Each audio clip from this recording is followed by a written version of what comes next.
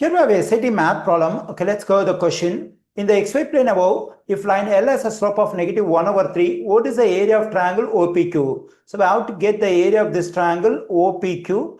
Okay, here we know that the angle over here is right angle because in any xy plane, the x-axis and y-axis will intersect at the right angle at the origin over here. So clearly it's a right triangle and this OP represents the height of the triangle, this OQ represents the base of the triangle, and we have the formula to get area of a triangle, that is 1/2 times base times height. Once I get the length of this OQ and OP, I'll be able to get the area of the triangle using this formula we have over here. Okay, how do you have to get the lengths of this OQ and OP? For that, we need the y-intercept of the line over here at P and the x-intercept of the line over Q here. Okay, so for that, we need this equation of the line L. Once I get the equation of the line L, I can get the x-intercept and y-intercept, that is a point P and point Q over here. Okay, for that, let me write the equation of line L. That is in slope-intercept form, y equals to mx cos to b. Okay, here y equals to, the slope of line L is given over here, that is negative 1 over 3. We can plug in this negative 1 over 3 for the slope m over here times x cos to b. Okay, here to get the value of this constant b, we have to plug in one of the points on the line. Okay, here we have a point on the line, that is 3, 4. So we can plug in this x coordinate 3 for x over here and y coordinate 4 for y over here. Okay, let me do it. Then we get 4 equals to negative 1 over 3 times 3 positive b. So this 3 will cancel out. Then we get 4 equals to negative 1 positive b. Let me add 1 to both sides. When I add 1 to both sides, I'm getting 4 positive 1, 5 on the left side. On the right side, we have b. Okay, now I got the value of b. Actually, this b represents a y coordinate at the y-intercept. So that is the point p over here is 0, 5. Since this is a point of 0, 5, the value we have on the y-axis over here must be 5.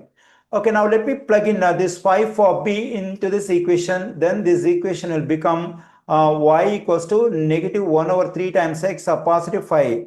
Okay, now to get the x-intercept, that is a point q over here, I have to plug in y equals to 0 into this equation. Okay, let me do it over here. When I plug in y equals to 0, then I'm getting 0 equals to negative 1 over 3 times x positive 5. Okay, now let me add 1 over 3 times x on both sides. Okay, let me do it. 1 over 3 times x. Here negative value, positive value will cancel out. On the left side, I'm getting 1 over 3 times x. On the right side, we have 5. Okay, now let me multiply both sides of this equation by 3. When I do so, this 3 will cancel out.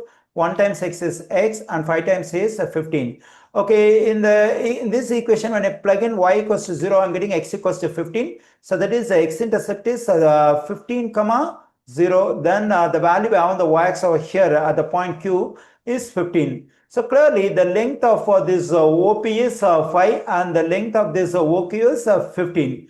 Okay, now I got the base of the triangle 15, the height of the triangle 5. Okay, now we can use the formula, that is area of triangle OPQ equals to 1/2 times base times height. Okay, here 1/2 times the base of the triangle is 15, the height of the triangle is 5. Okay, so when I multiply this 1 and 15, I'm getting 15. 15 times 5 is 75. That is 75 divided by 2. When I divide 75 by 2, I am getting 37.5. Okay, here I got the area of triangle OPQ. It's 37.5 square units. We find this value exactly in answer choice A. The correct answer choice for this question is A.